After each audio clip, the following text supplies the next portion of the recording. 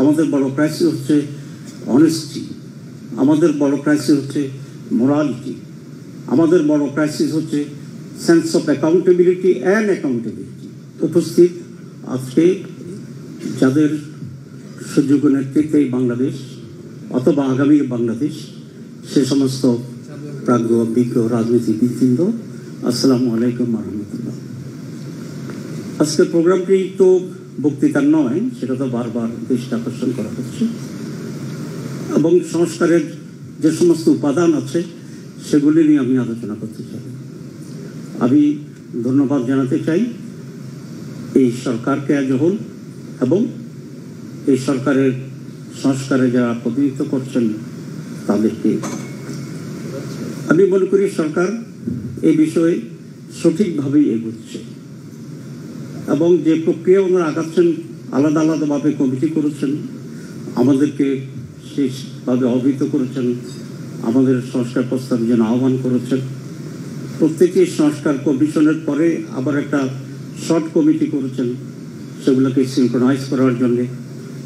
তারপরে আজকে এটাকে প্রাথমিক ইনফরমেশন বা শুরুটা করেছেন, এরপরে ইন্ডিপেন্ডেন্টলি এবং ইন্ডিভিজুয়ালি পার্টি ওয়াইজ আবার এক্সচেঞ্জ করবেন, বলে this is the proper way. এরপরে আবার যত একটা প্রোগ্রাম এখানে হতে পারে এবং আমরা ঐক্যমত্যে পৌঁছব।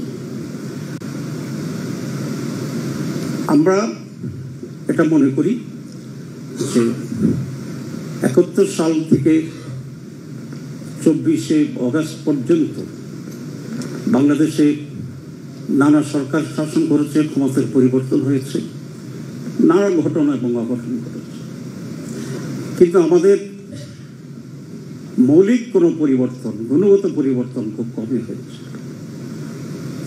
5 অগাস্টে যেহেতু একটি মহা অর্জন আমাদের হয়েছে সকলের সম্মিলিতভাবেই, এটিকে একটি আপগ্রেডেশন হিসাবে, কোয়ালিটেটিভ আপগ্রেডেশন হিসাবে গ্রহণ করে আমরা যদি পজিটিভ পরিবর্তনের দিকে সকলের ঐক্যমত্যের ভিত্তিতে অগ্রসর হতে পারি, তাহলে বাংলাদেশ কিছুটা লাভবান হবে।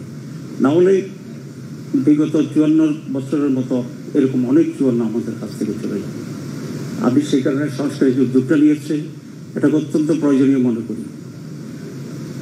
এখন নির্বাচন সংস্কার, জাতীয় নির্বাচন, স্থানীয় নির্বাচনের যে কথাটি আসছে, বাংলাদেশ জামাতে ইসলামী শুরু থেকেই খুব স্পষ্ট করে এটা বলছে যে আমরা কিছু গুরুত্বপূর্ণ সংস্কার প্রয়োজন মনে করি নির্বাচনের আগে, এবং এই প্রয়োজনীয় সংস্কার করার পর যত শীঘ্র সম্ভব নির্বাচন অনুষ্ঠান করা এটা অবশ্যম্ভব। এবং মহামান্য প্রধান উপদেষ্টা বলেছেন নির্বাচন সংস্কার একসাথে চলবে। দিস ইজ আওয়ার প্রিন্সিপাল, দুটি একসাথে চলবে এবং একটি পর্যায়ে, কতিপয় পর্যায়ে একমত হয়ে আমাদের আগতে হবে, এই জন্য যাতে করে আমরা একটা বেটার বাংলাদেশ পাই, একটা বেটার সিস্টেম পাই এবং একটি সুন্দর নির্বাচন পাই, একটি সুন্দর সরকার পাই, একটি সুন্দর রাজনীতি পাই। এবং এক্ষেত্রে রাজনৈতিক দলগুলোর ভিতরেও নিজেদের একটা সংস্কারের প্রয়োজন আছে বলে আমি মনে করি, যেটা আমরা আমাদের মাঝে সবসময় করার জন্য চেষ্টা করছি। কতিপয় বিষয় তো আমাদের ভিতরে ঐক্যমত্য আছে, যেমন বাংলাদেশের স্বাধীনতা, সার্বভৌমত্ব; 2 টেকসই গণতন্ত্র; 3 সুষ্ঠু নির্বাচন; 4 দুর্নীতিমুক্ত বাংলাদেশ; 5 ন্যায়ের শাসন এবং সকলের জন্য ন্যায় বিচার পাওয়ার গ্যারান্টি।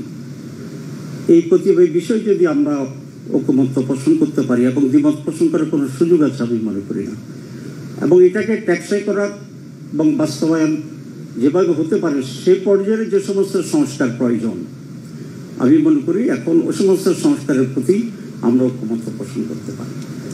আর বাকি টোটাল যে সমস্ত সংস্কার আছে, ইটস এ কন্টিনিউয়াস প্রসেস এবং ইট মে টেক টাইম। নির্বাচিত সরকার এটাকে যদি নিয়ত সহি থাকে, আমরা যদি সিনসিয়ার হই, তাহলে we can carry on that.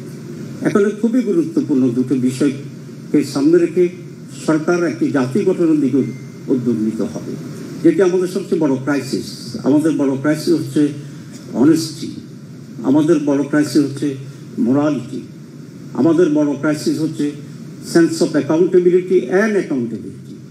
সুতরাং একটি জাতি একটি কালচারের ভিতরে, রাজনীতি, অর্থনীতি, সামাজিক সব কালচারের ভিতরে এই সমস্ত বেসিক ভার্চুসগুলো যাতে কিভাবে আমরা আনতে পারি, এটি সকল রাজনৈতিক দলের দায়িত্ব এবং যাদের যখন সরকার থাকে তাদের দায়িত্ব। সেই রকম একটি পরিবর্তিত moral based, education based, honesty based একটা ফরওয়ার্ড গোয়িং নেশন সেন্টিমেন্ট যদি তৈরি করা যায়, তাহলে আমরা আশা করি সময়ের ব্যবধানে বাংলাদেশ সঠিক জায়গায় পৌঁছবে এবং আমরা একটি সুন্দর বাংলাদেশ রেখে দিতে পারবো আমাদের নেক্সট জেনারেশনগুলোর জন্য। আমি এই কথা বলি, এই আশাবাদ ব্যক্ত করি এবং যেটাই পজিটিভ তার প্রতি জামাত ইসলামের সমর্থন আছে, এটা খুব ফ্র্যাঙ্কলি এবং ব্ল্যাঙ্কলি বলে। আর যারা 5 আগস্টে সেই জুলাই আগস্টের বিপ্লবে জীবন দিয়েছেন, রক্ত দিয়েছেন, ত্যাগ করেছেন, তাদের সেই ত্যাগের প্রতি শ্রদ্ধা জানিয়ে আমি আমার বক্তব্য শেষ করছি। ডিটেলস আমরা যখন কমিটি বলবে তখন আমরা বলবো ইনশাআল্লাহ। আসসালামু আলাইকুম রহমতুল্লাহ।